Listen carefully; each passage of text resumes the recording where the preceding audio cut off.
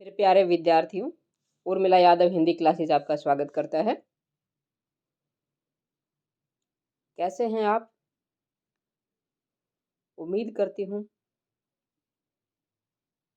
आप सभी बहुत अच्छे होंगे और अपनी परीक्षा की तैयारी बड़े जोर शोर से कर रहे होंगे। बहुत ही कम समय बचा है, बहुत नज़दीक है आपकी परीक्षाएं। अतः अपनी तैयारी को और भी ज़्यादा समय दें। अभी हम आत्मकथ्य कविता के बहुविकल्पीय प्रश्न हल करेंगे। ध्यान से सभी प्रश्नों को देखिएगा, सुनिएगा। कम से कम 2 प्रश्न तो आपकी परीक्षा में इससे संबंधित आएंगे, आत्मकथ्य से। चाहे वो मल्टीपल चॉइस हो, बहुविकल्पी हो, या फिर काव्य सौंदर्य हो या भाव सौंदर्य हो। चलिए देखते हैं बहुविकल्पीय प्रश्न। सभी प्रश्नों को अवश्य देखें, किसी प्रश्न को मिस ना करें और वीडियो को लाइक करें और ज़्यादा से ज़्यादा अपने दोस्तों को शेयर करें ताकि उनको भी इन प्रश्नों का लाभ मिले। और यदि चैनल पर नए हैं तो सब्सक्राइब अवश्य करें। कवि ने आत्मकथ्य कविता में संसार को क्या कहा है? 4 विकल्प हैं। 4 विकल्प कौन कौन से ये भी देख लेते हैं। शाश्वत, धनी, नश्वर या सनातन। तो क्या है, क्या कहा है संसार को मेरे प्यारे विद्यार्थियों? नश्वर का है। जल्दी जल्दी चलेंगे हम, ध्यान से सुनिएगा। क्या क्या क्या कहा है आत्मकथ्य कविता में? जयशंकर प्रसाद जी ने संसार को नश्वर का है। ठीक है, नश्वर इसका सही विकल्प है। अगला है, कवि ने मधुप किसे कहा है? मन को, भौरा को, धन को या फिर आकाश को? मधुप, मधुप किसको कहते हैं? भ्रमर को कहते हैं, भौरा को कहते हैं। और यहाँ मधुप किसको कहा है कवि ने? यदि आपको पता है जल्दी से कमेंट कर दीजिएगा। और किसको कहा है मैं बता दूं आपको, मन को कहा है। किस किस का मन था बताइएगा अवश्य कि किसने अपने मन को चयन किया है यहाँ पे मधुप के लिए। आपका मन नहीं है, यहाँ पे कवि का मन है। ठीक है, चलिए अगला है, असंख्य जीवन इतिहास से कवि का क्या तात्पर्य है? असंख्य जीवन इतिहास, जीवन का वर्णन या आत्मकथा या जीवनी या मानव मन में उत्पन्न विचार। ठीक है, तो यहाँ पे क्या हो जाएगा? जो लास्ट डी है, मानव मन में उत्पन्न विचार, यही क्या है? असंख्य जीवन इतिहास। कवि ने का जो जीवन इतिहास कहने का तात्पर्य क्या है? मानव मन में उत्पन्न विचार। अगला है,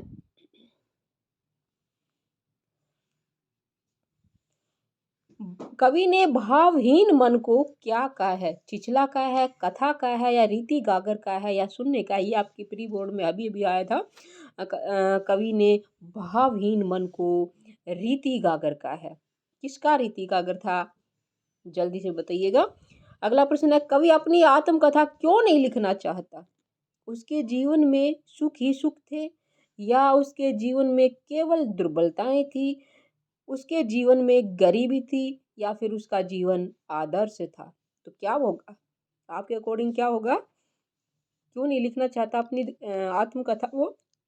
क्योंकि उसके जीवन में केवल दुर्बलताएं थी।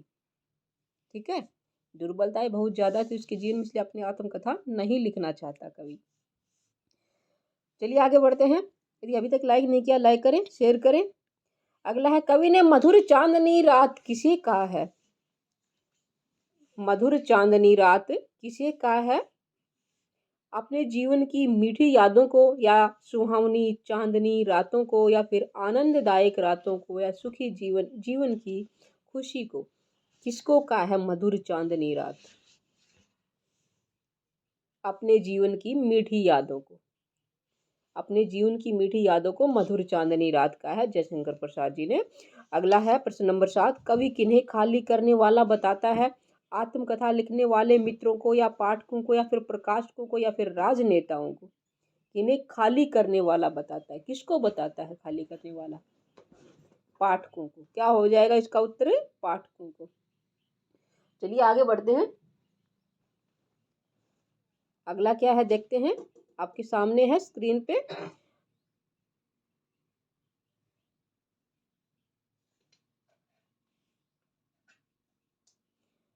उज्जवल गाथा कैसे गाऊं मधुर चांदनी रातों की, इस पंक्ति में कवि ने क्या बताया है? निज प्रेम प्रसंगों को सबको बताया नहीं जाता, या फिर जीवन गाथा को नहीं गाया जाता, चांदनी रात में गाते नहीं, या मधुर चांदनी रात मधुर होती है। उज्जवल गाथा कैसे गाऊं मधुर चांदनी रातों की, इन पंक्तियों के माध्यम से कवि ने बताया है कि निज प्रेम प्रसंगों को सबको नहीं बताया जाता। निज अपने जीवन के जो प्रेम प्रसंग है उनको सभी को नहीं बताया जाता। इस लाइन के माध्यम से कवि यही बताना चाहता है कि मैं अपने प्रेम के जो प्रसंग है उनको सभी को नहीं बता सकता। अगला है, कवि के द्वारा अपनी आत्मकथा न लिखने का क्या कारण है?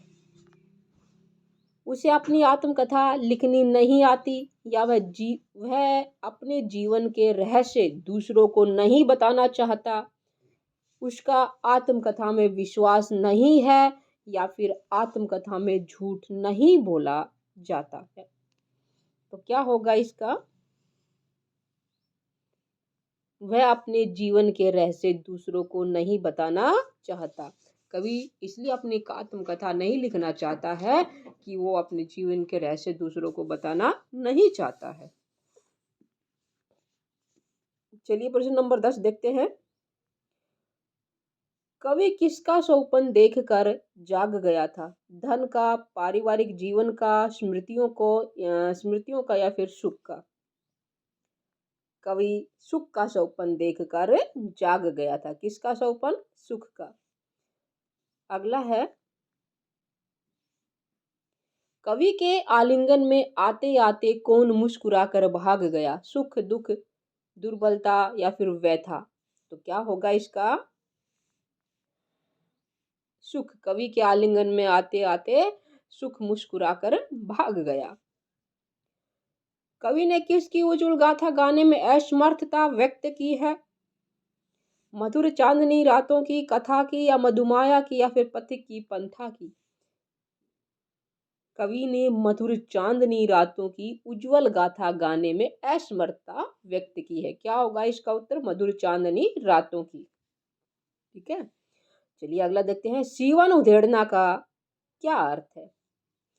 सीवन खोलना, टाके तोड़ना, या जीवन के रहस्य जानना, या फिर सिलाई काटना? सीवन यानी कि सिलाई, उधेड़ना उसको हटा देना, उखाड़ देना। तो यहाँ क्या अर्थ है? सीवन उधेड़ना का अर्थ है जीवन के रहस्य जानना। प्रश्न नंबर 14, कवि के लिए किसकी स्मृति पाथेय बन जाती है? पाथेय वो होता है जो राहगीर रास्ते में खाने के लिए भोजन ले जाता है, यानी कि रास्ते के भोजन को पाथेय कहते हैं।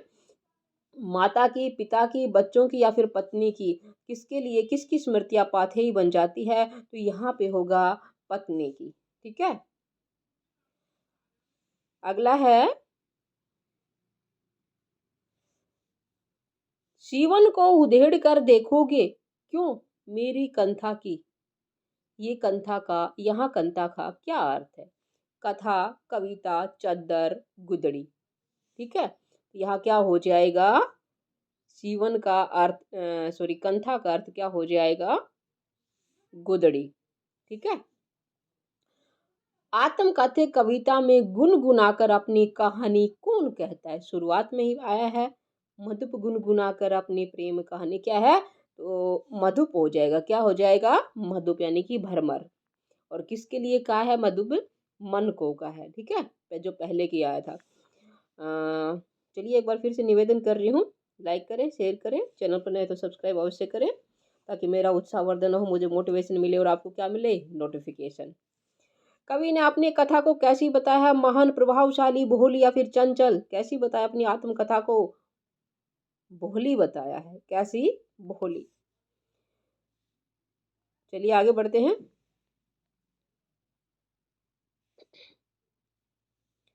कवि किसे याद करके दुखी था? अपने बचपन को, अपने वर्तमान को, अपने अतीत भरे दुख को, अपने दुख भरे अतीत को, या फिर पारिवारिक जीवन को? किसको याद करके दुखी था? अपने दुख भरे अतीत को याद करके दुखी था। अभी थक कर मौन रूप में क्या सोई हुई है? व्यथा, कथा, शांति, भ्रांति, आपका क्या होगा, क्या करोगे? व्यथा। कवि की जो व्यथा है वो थक कर मौन होकर सो गई है। कथा का प्रयोग कवि ने किसके लिए किया है? अपने मित्रों के लिए, अपने जीवन इतिहास के लिए, या फिर अपने अंतर्मन के लिए, या फिर इनमें से कोई नहीं? कथा, कहीं कहीं कंथा भी आ जाता है, इसका प्रयोग कवि ने क्या किया है? अपने अंतर्मन के लिए किया है। और ये जो practice test board of school education Haryana Bhiwani ने जो डाला है, उसमें ये प्रश्न आया हुआ है कि कंथा का प्रयोग कवि ने किसके लिए किया है? तो अपने अंतर्मन के लिए किया है। चलिए अगला है, कवि की मौन व्यथा हृदय में क्या कर रही है? थक कर सो गई है, हृदय को पीड़ित कर रही है, किसी भूचाल की प्रतीक्षा कर रही है, या फिर जागने का इंतजार कर रही है? अभी थोड़ी देर पहले ही आया है, तो क्या हो जाएगा? थक कर सो गई है। अभी थक कर मौन रूप में क्या सोई है? व्यथा। घुमा फिरा के प्रश्न दे दिया है, कवि की मौन व्यथा हृदय में क्या कर रही है? थक कर सो गई है। चलिए अगला देखते हैं। आत्मकथ्य कविता में कौन सा गुण विद्यमान है? औज गुण, प्रसाद गुण, माधुरी गुण, या फिर सगुण भक्ति? आत्मकथ्य कविता में कौन सा गुण है? प्रसाद गुण है। ठीक है, प्रसाद गुण। ये थे आत्म कविता के 23 प्रश्न। इनको ध्यान से अवश्य देखें और याद करें, ताकि कोई भी प्रश्न आपका कम से कम इस कविता से गलत ना हो। उम्मीद करती हूँ आप बहुत अच्छे से याद करोगे और अपनी तैयारी को बहुत ही अच्छे से जारी रखोगे और परीक्षा में अच्छे मार्क्स से उत्तीर्ण होंगे। यही मेरी शुभकामनाएं। फिर मिलते हैं अगली कविता के प्रश्नों के साथ, अगले विषय के साथ। आपका दिन शुभ हो, आपकी परीक्षा मंगलमय हो।